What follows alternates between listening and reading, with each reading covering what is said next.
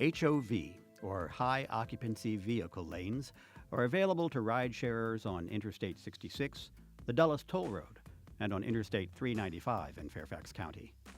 For HOV 2, there must be at least 2 people in the car to use the HOV lanes.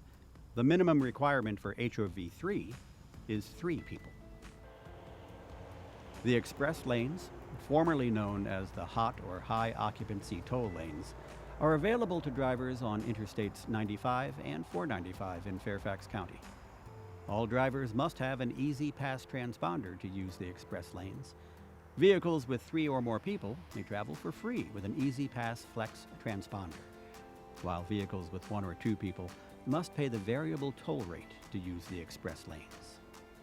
For more information about the express lanes, call 1-855-495-XPRS or visit www.expresslanes.com.